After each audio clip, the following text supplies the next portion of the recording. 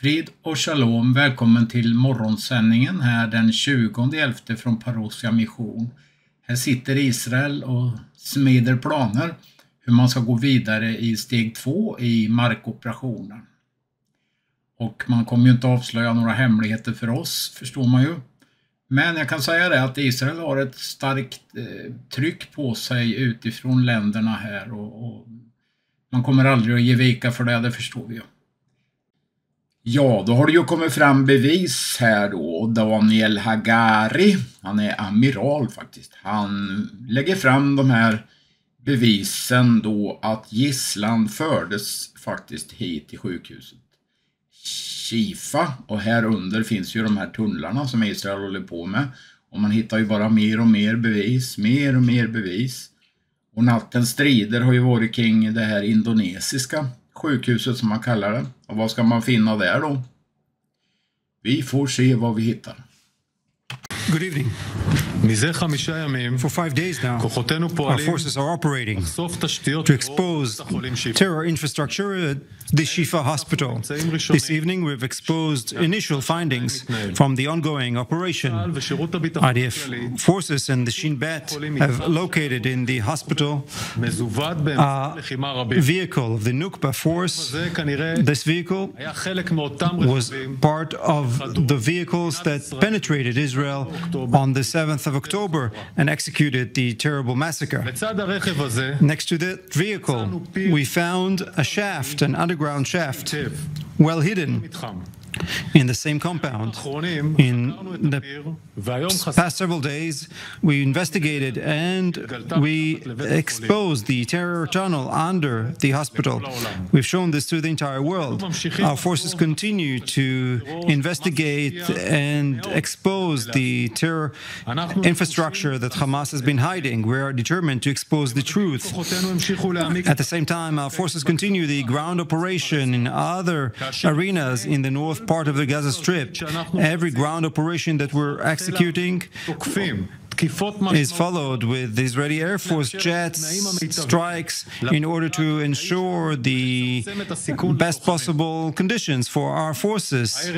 This evening we will expose to the world further evidence that show how Hamas is executing war crimes in the hospitals. I want to stress some of the descriptions and the images that we'll show are not easy to watch. This morning we notified the families of Noa Marciano on the pathological information. She was taken to a hideout apartment next to Shifa. During the Israeli strikes, a terrorist that held her was killed. She was injured in the strike, but I want to stress that she was not injured in a life-threatening situation. This was determined by the pathological report. This is unlike the false videos published by Hamas that attempted to claim as if Noah was killed by IDF strikes. According to the information, the intelligence information, the concrete information that we have, Noah was taken by Hamas terrorists from the place where she was being held inside the Shifa hospital, where she was murdered by a Hamas terrorist. Let me stress again, in the hospital, the place that is supposed to take care of human lives was used by Hamas for murder. Further intelligence information shows that other hostages were at the hospital at different times in the complex. Together with the IDF, operate Shin Bet agents that investigate the medical staff. We have located information that documented the arrival of hostages into the hospital during the massacre. We show for the first time documentation of hostages, a Nepalese and a Thai citizens that were taken by Hamas into the hospital. We've updated their families and their states.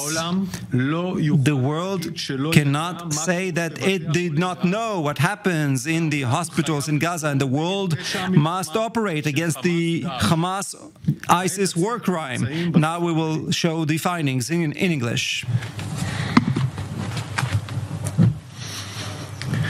I would like to share an update on our hostage rescue effort.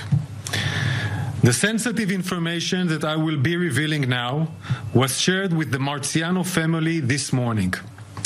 19-year-old IDF Corporal Noah Marziano was taken hostage by Hamas terrorists during the massacre of October 7th. Noah was taken into Gaza alive. She was held hostage by Hamas in Gaza City next to the Shifa hospital. During ongoing combat in the vicinity of where she was held captive, Noah, Hamas captor, was killed, and Noah was injured. I repeat, she was only injured.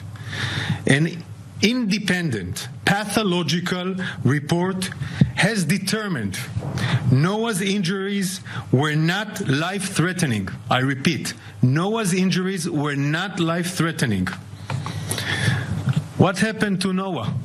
The world should ask what happened to Noah. According to the intelligence we have in our hand, a concrete intelligence, Hamas terrorists took Noah into Shifa hospital, where she was murdered quickly. Hamas murdered Noah inside Shifa hospital. Our thoughts are with Noah's family. We send our heartfelt condolences to the family. We did not reach Noah in time. This is only make the IDF more determined to do everything in our power to bring all our hostages home. We've also gathered more intelligence from the hospital, proving that Noah Marziano was not the only hostage taken by Hamas into Shifa hospital. I will now share concrete evidence of hostages. One from Nepal, one from Thailand, taken from Israel during the Hamas massacre on October 7th. After ruthlessly massacring and taking people hostage, the terrorists fled to Shifa hospital. They went to the hospital to hide. Here you can see Hamas terrorists drove back from the massacre.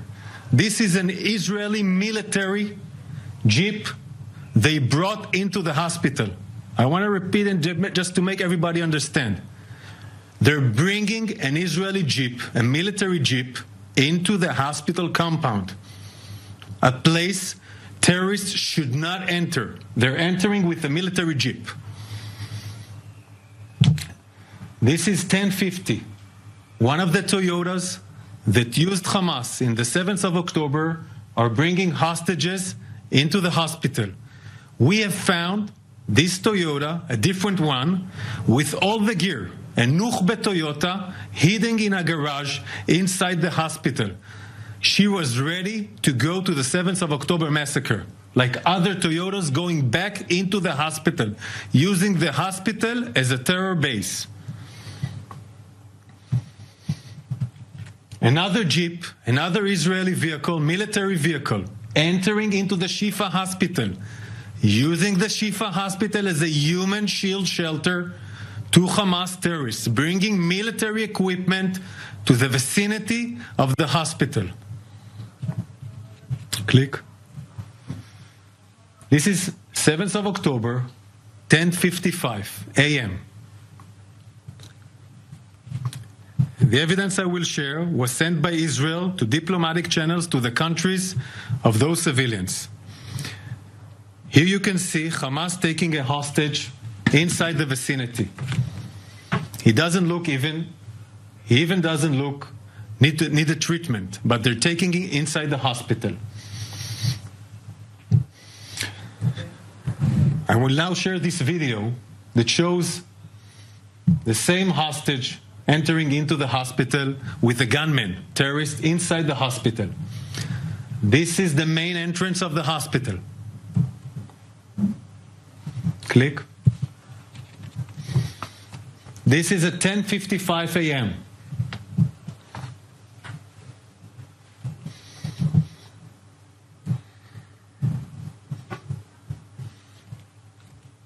they're entering another hostage. Gunmen are entering another hostage from those countries I mentioned into the vicinity. The terrorists are guarding the room. We have not yet located both of these hostages and rescued them. We have not yet located them. We do not know where they are. They're still hostages we need to rescue.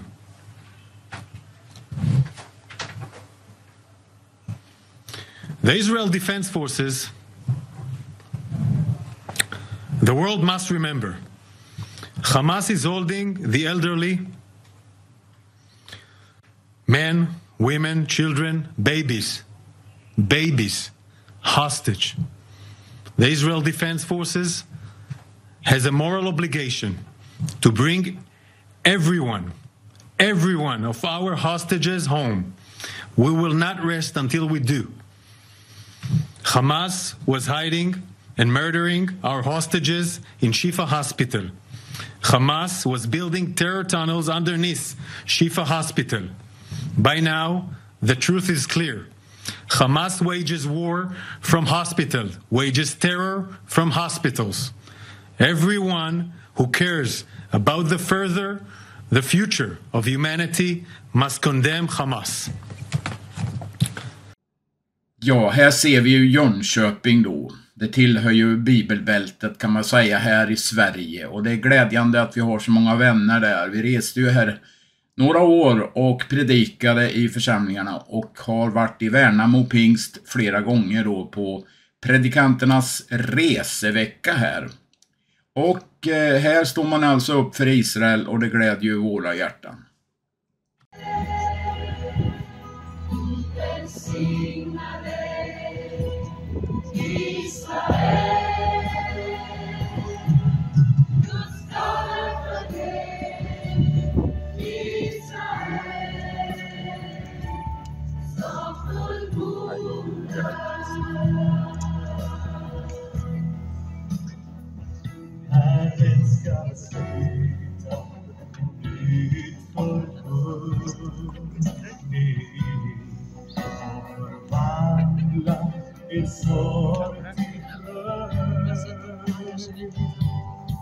Han ska utplåna era synder, förlägga sin lag i era bröst.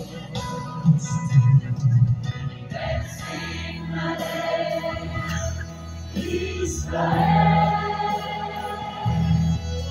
Välsigna dig, Israel.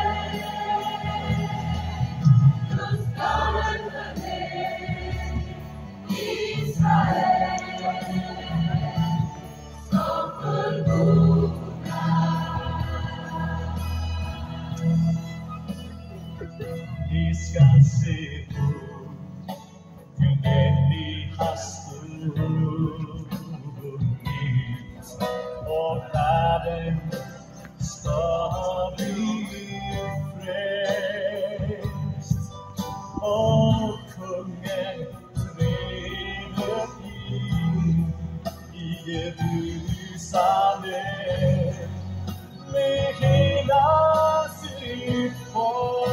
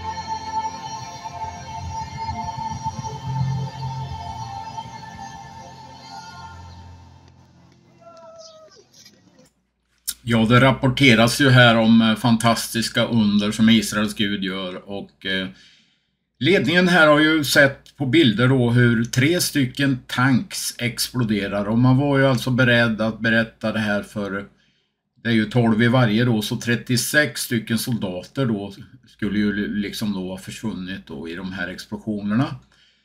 Men då visade det sig sen att de var välbehållna genom att den första tanksen här, larvbandet gick sönder, och då förstod man att man var illa ute. Så de första tankspersonalerna här, de började ju... Ja, Israels Gud gjorde ju under de föregående krigen, och då gjorde han nu också. Det kommer rapporter här om fantastiska saker, och det här handlar ju alltså om att ledningen ser ju hur 3 stycken tanks exploderar här inne i Gaza, men man såg inte vad som hände innan, utan det var så här att larvbandet på den första tanksen gick sönder, och de andra tanksen kunde ju inte röra sig framåt då, utan den första tanksen, det var ju 12 i varje här, springer alla soldater iväg. Och sen exploderar ju de här tanksen då med de här antitankvapen och allt vad man hade. Och så kom det fram sen då att de här alla överlevde tack vare att när de första 12 springer så förstår de andra personalen då i de andra tanksen vad som händer då, att det är fara och färde, så de också börjar springa. Och strax efteråt så exploderar alla 3 de här tanksen där inne i Gaza. Shalom Uvracha everybody. We know that in times of darkness, we always have to look for that little bit of a light. And as we said so many times before, just a little bit of a light pushes away lots of darkness. I want to share with you an incredible story of an open miracle that just happened this week. Rabbi Baruch Rosenblum from Eretz Yisrael is in contact with a commander that is in right now in the Gaza Strip on a mission. And when he had come out for a break, he calls Rabbi Rosenblum and he says, I have to tell you something.